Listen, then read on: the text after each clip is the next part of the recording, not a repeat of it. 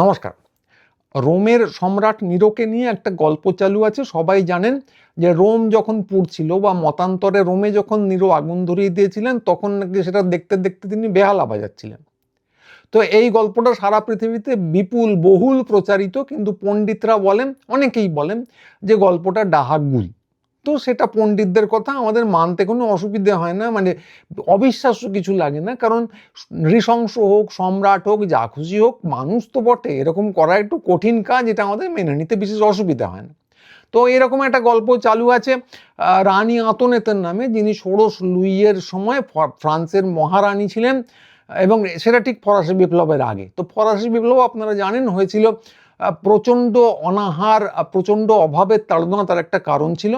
তো প্রজারা যখন বিক্ষোভ দেখাচ্ছে, রুটি পাচ্ছে না বলে, গল্প যেটা চালু আছে, তখন আতনেত নাকি বলেছিলেন যে বেটারা রুটি খায় না, রুটি পাচ্ছে না, তো কেক খায় না কেন?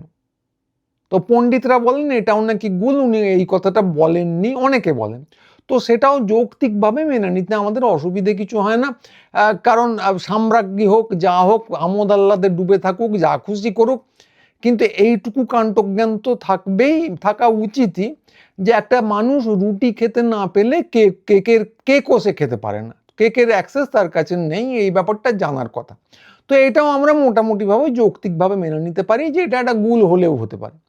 কিন্তু যেটা কিছুতেই গুল নয়, একদম 150% সত্যি কথা, সেটা হলো আমাদের মাননীয় মন্ত্রী অগ্নিমিত্রা পালের কীর্তি। তো কারণ এটা সব মিথ্যে নয় কেন? কারণ এটা ভিডিও ফুটেজ আছে।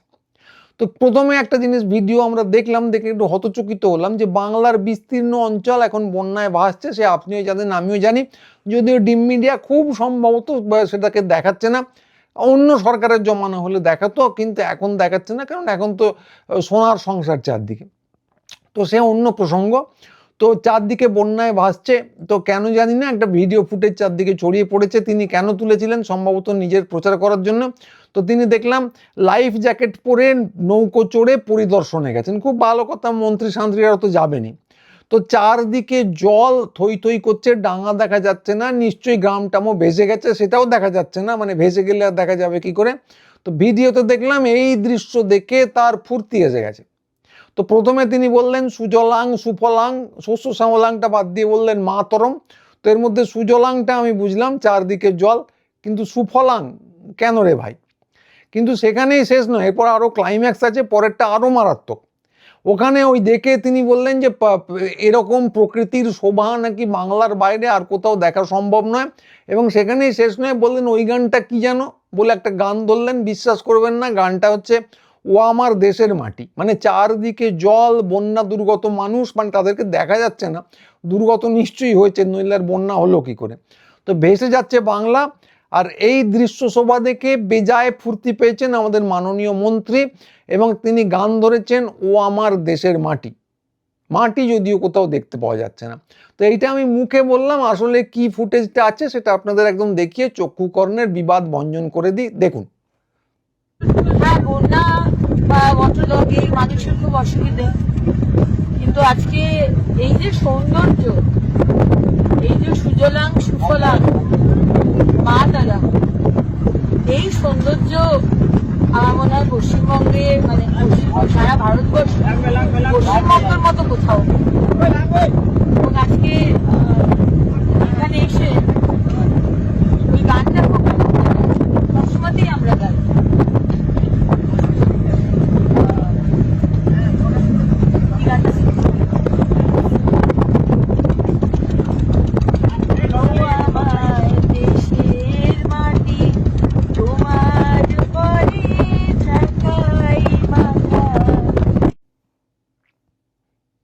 তো এও একরকম ছিল, মানে মাটি দেখা যাচ্ছে না, বন্যা দুর্গত মানুষ, সেই দেখে মন্ত্রীর ফুর্তি এসে গেছে। এ খুব একটা ভালো জিনিস আমার মনে হয় না, কিন্তু তারপরেও আমি বলছি যে এও একরকম ছিল। কারণ এর পরে যেটা এলো সেটা আরো ভয়াবহ। ভয়াবহ না চমকপ্রদ বলা খুব কঠিন, কিন্তু এলো। তো তারপরেই দেখলাম তিনি আবার কলকাতার পার্ক স্ট্রিটে। তো একটা চিত্র চারদিকে ছড়িয়ে পড়েছে যে তিনি কলকাতার ফুটপাতে গিয়ে বিভিন্ন মানুষকে ধমকান চমকান, এই পার্কিংয়ের টিকিট দিচ্ছেন, ওই একজন ফুটপাতের দোকানদারকে ধমকাচ্ছেন। এগুলো দেখে আমরা মোটামুটিভাবে অভ্যস্ত হয়ে গেছি। তো পরক্ষণেই দেখা গেল পার্ক স্ট্রিটে কোথায় যান গেছো দাদার মতো, কখন কোথায় যান জানি না, কিন্তু এই দৃশ্যটা অস্বাভাবিক কিছু না।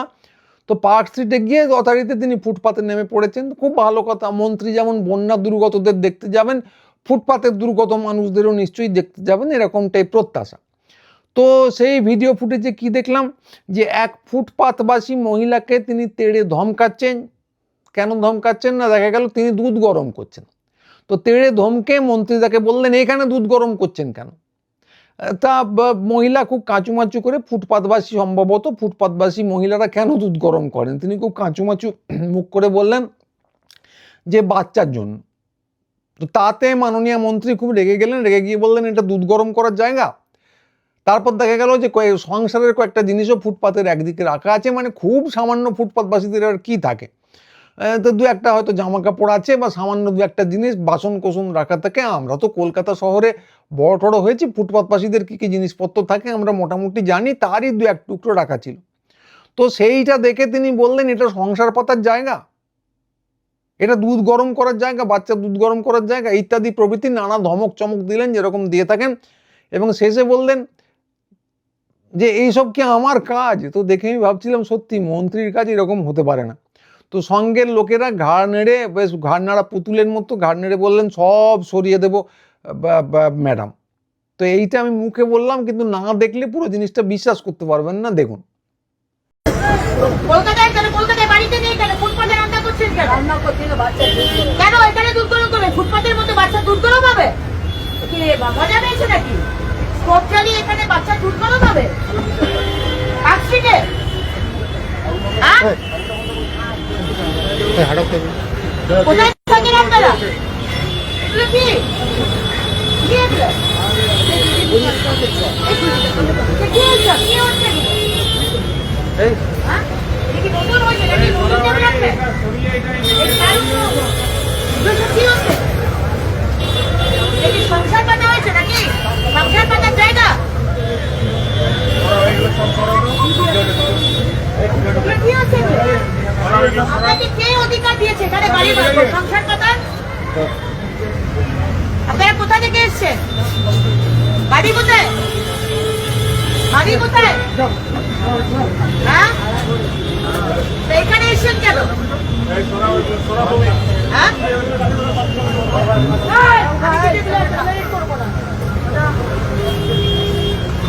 গরিব বলে শহরে একটা নিয়ম আছে, এই সমস্ত মাদুর ফাদুর ব্যাগ থলি ফলি সব আনেন, সব আনেন এগুলোকে। আপনারা কেন দেখেন এগুলো আমাকে কেন করতে হচ্ছে? এটা কি আমার কাজ? তো এর মধ্যে বুঝতেই পাচ্ছেন যে ভুল কিছু নেই। মানে সত্যি কি ফুটপাত আর দুধ, ফুটপাত কি আর দুধ গরম করার জায়গা না সংসার বসানোর জায়গা? মানে একটা লোক খামোকে কেন সংসার বসাবে ফুটপাতে? তো মানুষের তো আসলে 7 মহলা বাড়ি থাকা উচিত, 7 মহলা না হলেও অন্তত একটা বিরাট বড় ফ্ল্যাট থাকা উচিত, সেখানে একটা সুন্দর কিচেন থাকা উচিত, যেখানে একটা চমৎকার স্টোভ টপ থাকবে, যেখানে সে দুধ গরম করবে, সেখানে পছন্দ না হলে একটা মাইক্রোওয়েভ থাকা উচিত, মাইক্রোওয়েভেও গরম করতে পারে। আর দুধ কোথায় থাকবে? বাইরে থাকবে না, ফ্রিজে থাকবে। ফলে একটা চমৎকার বড় ফ্রিজ থাকা উচিত, সেখানে শাক সবজি মাংস থেকে শুরু করে দুধ পর্যন্ত জমানো থাকবে, সেখান থেকে মানুষ বার করে এনে গরম টরম করবে, করে নিজে খাবে বা অন্যদের খাওয়াবে। এবার কোথায় খাওয়াবে তার জন্য একটা বড় ডাইনিং স্পেস থাকা উচিত, সেখানে একটা সুন্দর ডাইনিং টেবিল থাকা উচিত, ডাইনিং টেবিলের উপর বসে, উপরে বসে নয়, পাশে চেয়ারে বসে লোকজন দুধ খাবে, মাছ মাংস খাবে, আরাম করে পুষ্টিকর সব খাবার দাবার খাবে, আর বাচ্চাদেরও খাওয়াবে। তার জন্য আবার বাচ্চাদের খাওয়ানোর জন্য একটা স্পেশাল ব্যবস্থা থাকা উচিত, তার জন্য একটা বেবি সিট যেটাকে বলা হয় সেটা থাকা উচিত, তাকে সেখানে বসিয়ে খাওয়ানো হবে। এবং বাচ্চার জন্য একটা বিশেষ ব্যবস্থা থাকতে হবে, বাচ্চা সবসময় ওখানে বসবে কেন?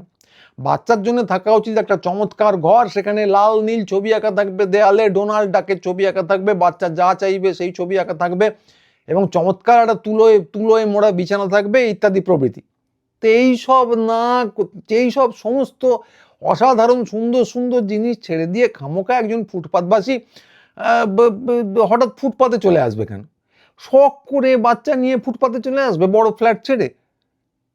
এটা ভাবা যায়? মানে সত্যি এতে কোনো মানে দ্বিমত থাকার কথা নয় যে একটা বড় ফ্ল্যাট না থেকে খামাখা বাচ্চারা আসবে কেন? হ্যাঁ, প্রশ্নটা আলাদা যে বাচ্চাদের একটা মানুষকে ফুটপাতে থাকতে হবে কেন?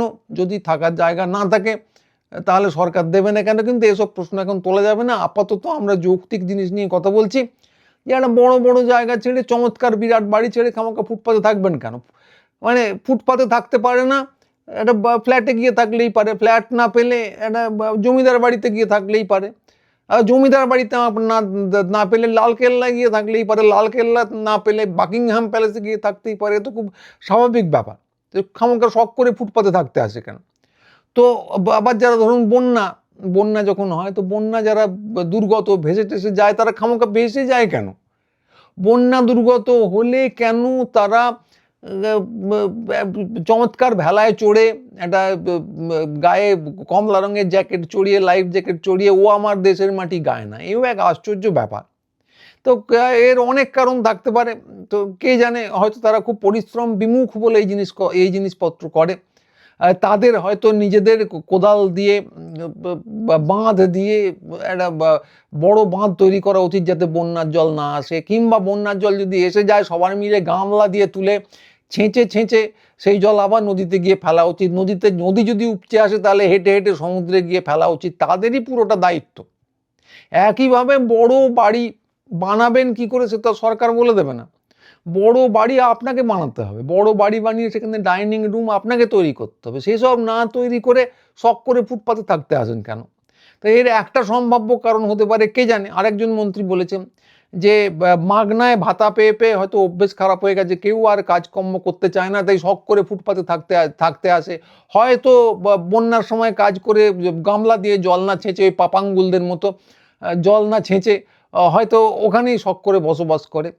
তো এইগুলো হতেই পারে। মানে দিলীপ ঘোষ বলেছেন যে অভ্যেস খারাপ হয়ে গেছিলো। ভোটের আগে বলেননি। ভোটের আগে শুনছিলাম যে সবাইকে নাকি ৩,০০০ টাকা দেওয়া হবে।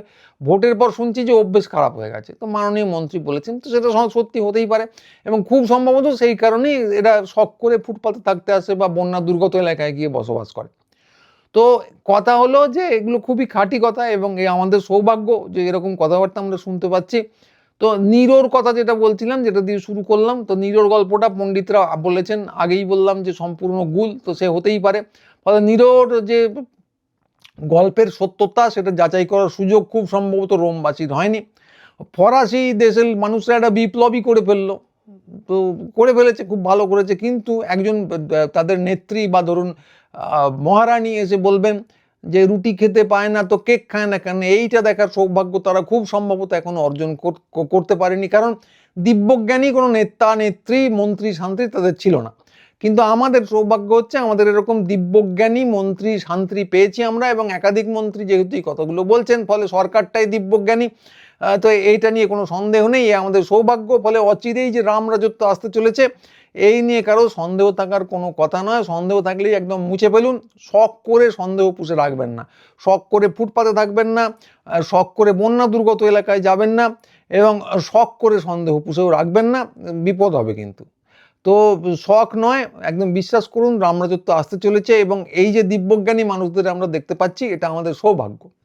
তো আজকে ভিডিও এইটুকুই, নতুন করে কিছু বলার নেই। আমি দেখে খুব চমকে গেলাম বলে রোববার দিনও একটা ভিডিও করেই ফেললাম, কি আর করা যাবে। তো যারা দেখলেন, প্রতিদিন যেটা বলি আপনারাও শেয়ার করুন, অন্যজনদের দেখান। এই গৌরব গাথা আমরা নিয়মিতভাবে প্রচার করেই চলবো। আর যারা আমাদের সঙ্গে যোগাযোগ রাখতে চান তারা অতি অবশ্যই কলেজ স্ট্রিটে পুটিরামের উল্টো দিকে আমাদের দোকানে চলে আসুন। আমি থাকবো না, কিন্তু লোকজন তো থাকবেই, বইপত্র নেড়ে ছেড়ে দেখতে পারেন। আর রোজ গুরুচণ্ডালী লিখে সার্চ করে একবার দেখবেন ভিডিও এসেছে কিনা, নইলে অনেক সময় কিন্তু ফিডে আসে না। তো এইটুকুই, সবাই ভালো থাকবেন। আজকের মতো এইটুকুই, নমস্কার।